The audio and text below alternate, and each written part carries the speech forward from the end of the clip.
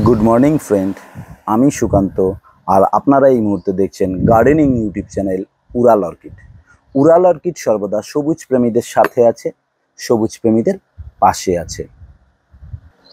আজ আমরা একটি বেস্ট হাউস প্ল্যান্টের মিডিয়া কি হবে সেই বিষয় নিয়েই আলোচনা করব। আমার সামনে দেখতেই পাচ্ছেন একটি ডেসিনা মার্জিনেটা প্ল্যান্ট রয়েছে।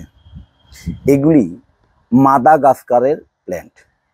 এই প্ল্যান্টটির রূপ এবং উপকারিতা এতটাই বেশি যে বলে শেষ করা যাবে না।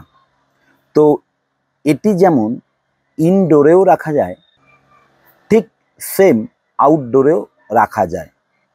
তো আজকে আমরা এটিকে পটিং করতে গেলে কি কি সয়েল মিক্সড করতে হবে সেটাই আজকে আমরা আলোচনা করব। কারণ আমরা জানি যে গাছের মিডিয়াটাই হলো হেলথ এবং গ্রোথের প্রধান বিষয়। তাই সঠিক মিডিয়া তৈরি করাটাই হলো বাগান উদ্যোগী বা বাগান প্রেমীদের প্রধান করণীয় হওয়া উচিত। আজকে আমরা এই প্ল্যান্টের মিডিয়া কি হওয়া উচিত সেটা নিয়েই আলোচনা করব। ডেসিনা মার্জিনেটার প্রত্যেকটি লিফ যদি আমরা দেখি তাহলে দেখা যাবে যে দুই সাইডে দুটি বর্ডার রয়েছে। আমাদের খাতাতে যেমন মার্জিন লক্ষ্য করা যায়, ঠিক এই রকম মার্জিন এখানেও লক্ষ্য করা যায়, যার জন্যই এই গাছটিকে ডেসিনা মার্জিনেটা বলা হয়ে থাকে। ডেসিনা মার্জিনেটা যদি আমরা আউটডোরে করতে চাই তাহলে মিডিয়া কি হওয়া উচিত সেই মিডিয়াটি আমরা দেখে নিচ্ছি। তো এই রকম একটি ডেসিনা মার্জিনেটা যদি আমরা আউটডোরে করতে চাই তাহলে তার প্রধান মিডিয়া উপকরণগুলো কি কি লাগবে আমি সামনে নিয়ে নিয়েছি এবং সেই পার্সেন্টেজগুলো আমরা জানাচ্ছি।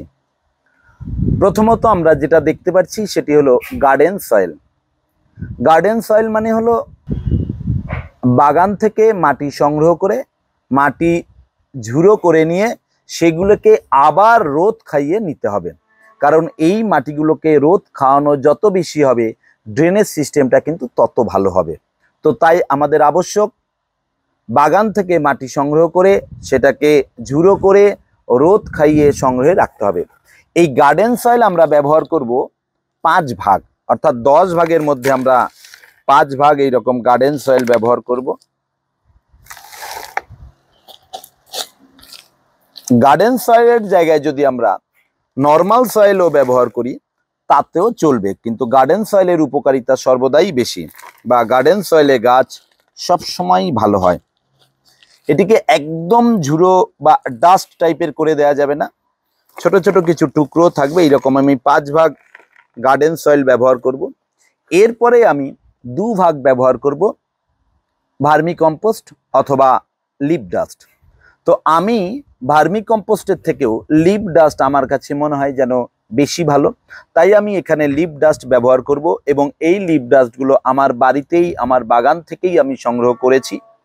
এই লিপ ডাস্ট আমরা ব্যবহার করব 20% আমি লিপ ডাস্ট ব্যবহার করছি।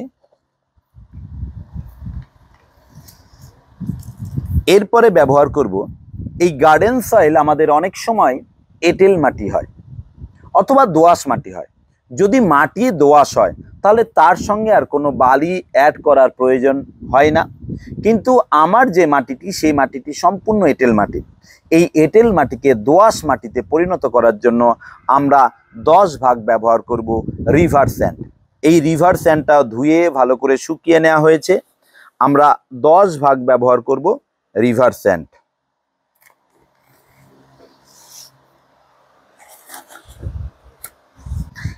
এরপরে মাটিটি যাতে জমাট বেঁধে না যায় এবং ড্রেনেজ সিস্টেম যাতে ভালো থাকে তার জন্য আমরা ব্যবহার করব 20%, অর্থাৎ 20 ভাগ কোকোপিট। এই কোকোপিট ধুয়ে শুকিয়ে নিতে হবে, কারণ এই কোকোপিটে প্রচুর পরিমাণে লবণ থাকে যেগুলি আমাদের গাছের জন্য ক্ষতিকারক। তো তাই আমরা এই কোকোপিট ধুয়ে শুকিয়ে নিয়েছি এবং এটি আমরা ব্যবহার করব 20%।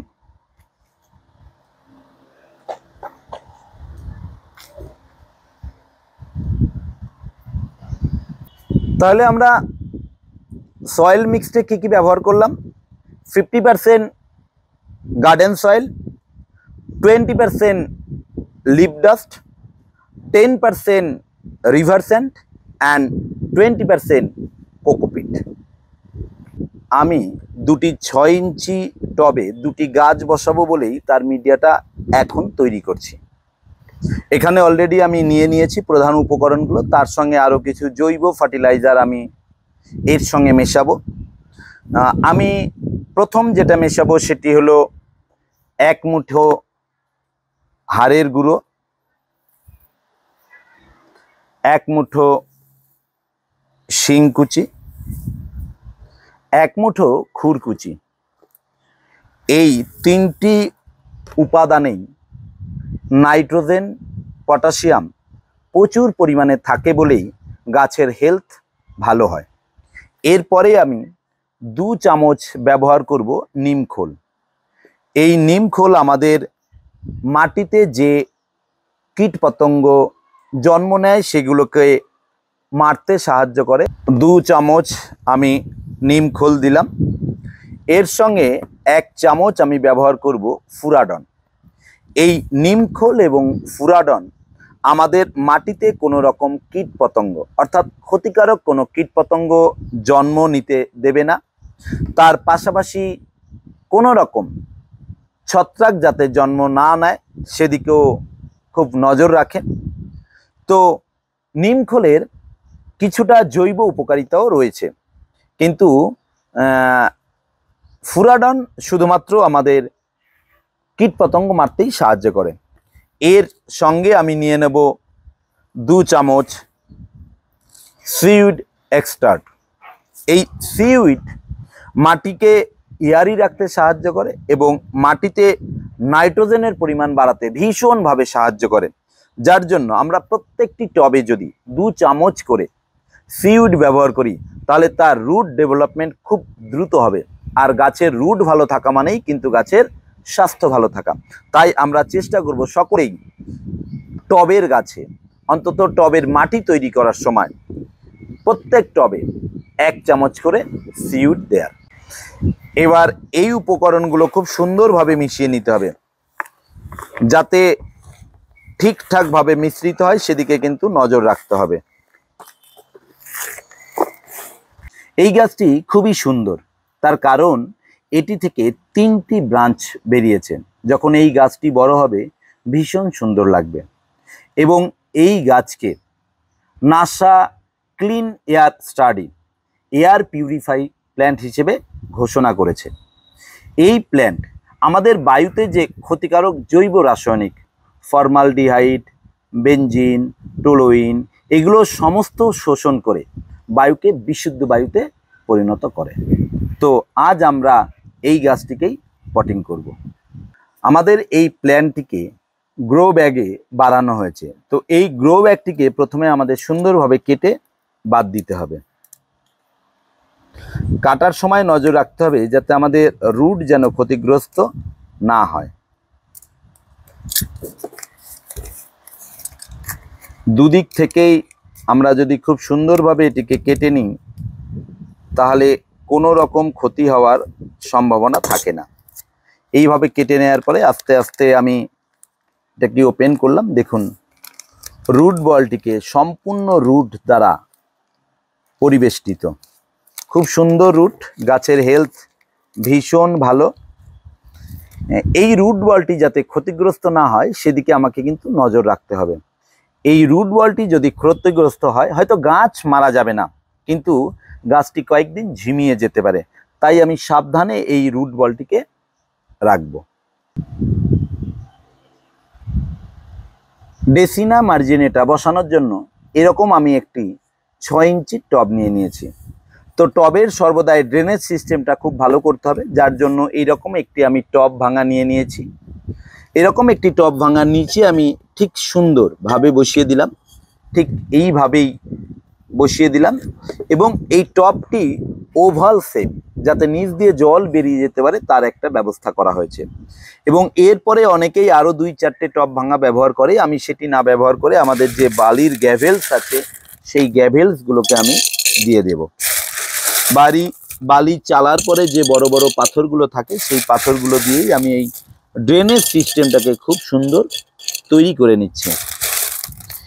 এই ড্রেনেজ সিস্টেম যত ভালো হবে গাছ কিন্তু তত ভালো থাকবে। তো এইভাবে আমি ড্রেনেজ সিস্টেম করে নিলাম। আমরা ড্রেসিনা মার্জিনেটা বসানোর জন্য অলরেডি টব নির্বাচন করে ফেলেছি, তার নিচে ড্রেনেজ সিস্টেম বেড তৈরি করে ফেলেছি, বেস্ট সয়েল মিডিয়া তৈরি করে ফেলেছি, গাছটিকে গ্রো ব্যাগ থেকে ওপেন করে নিয়েছি। এরপরে এই যে 6 ইঞ্চির মাটির টব, ঠিক সেই টবের মাঝখানে আমাকে এই গাছটিকে বসাতে হবে। এবং যখন আমি গাছটিকে বসাবো তখন এই যে গ্রো ব্যাগের সয়েল লেভেল এবং এই টবের টপ লেভেল থেকে ঠিক 1 ইঞ্চি নিচে দিতে হবে। কারণ আমরা এরপরে যখন জল দেব, মালচিং করব, অর্থাৎ এক্সট্রা 6 মাস পরে যখন এক্সট্রা খাবার অ্যাড করব তখন ওই জায়গাটি আমার বিশেষ কাজে লাগবে, যার জন্য আমরা 1 ইঞ্চি সর্বদাই ডাউন রাখবো। এরপরে চারিদিকে আমি এইভাবে কিছুটা মাটি নিচে দিয়ে দিলাম। বেশ, লেভেলটা ঠিক আছে, সেন্টারে আছে।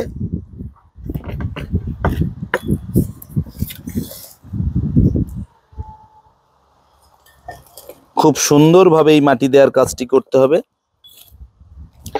আমরা যদি সকলেই এইভাবে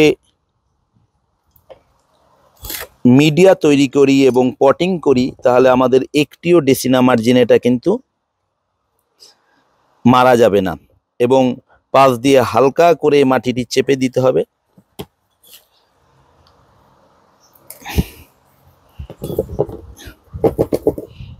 আমরা যদি দেখি তাহলে একদম এই টপটি থেকে যে সয়েল লেভেল সেটি মোটামুটিভাবে 1 ইঞ্চি নিচে আছে। ঠিক এই টপটি থেকে এই সয়েল লেভেল যদি আমরা দেখি তাহলে মোটামুটি 1 কর অথবা 1 ইঞ্চি নিচে আছে। ঠিক এই রকমভাবেই কিন্তু আমাদের টবে গাছ বসাতে হবে। আমাদের গাছ বসানো সম্পূর্ণ হয়ে গেল। এই গাছ বসানোর পরে প্রথম দিন বা সেই মুহূর্তেই আমাদের এই মিডিয়াটিকে সম্পূর্ণ ভিজিয়ে দিতে হবে। যতক্ষণ পর্যন্ত না আমাদের ড্রেনেজ দিয়ে জল বেরোচ্ছে ততক্ষণ পর্যন্ত আমরা ভিজিয়ে যাব। এরকমভাবে আমাদের চারিদিকে সুন্দর করে জল দিতে হবে। আমাদের যে প্রথম মিডিয়া সেই মিডিয়াটি যাতে সম্পূর্ণরূপে ভিজে যায় সেদিকে নজর রাখতে হবে। এবার যদি আমরা দেখি তাহলে অলরেডি ড্রেনেজ সিস্টেম দিয়ে আমাদের জল বেরিয়ে যাচ্ছে। তার মানে আমাদের যে মিডিয়া তৈরি করা হলো সেই মিডিয়া এবং আমাদের যে ড্রেনেজ বেডটা তৈরি করা হয়েছে সেটি খুবই উপযুক্ত হয়েছে। এভাবেই আমরা আমাদের যে ড্রেসিনা মার্জিনেটা পটিং করব। আপনারাও এভাবেই পটিং করুন এবং আপনার গাছকে বাঁচিয়ে রাখুন, বাড়ির সৌন্দর্যকে বৃদ্ধি করুন। আমাদের ভিডিওটি যদি ভালো লেগে থাকে তাহলে অতি অবশ্যই লাইক ও শেয়ার করুন। আর আমাদের চ্যানেলে যারা একদমই নতুন তারা অবশ্যই আমাদের চ্যানেলটিকে সাবস্ক্রাইব করে বেল ঘন্টাটিকে ক্লিক করে রাখুন। তাহলে অতি দ্রুত আমাদের নতুন নতুন ভিডিওর নোটিফিকেশান আপনার কাছে পৌঁছে যাবে। গাছ লাগান, প্রাণ বাঁচান।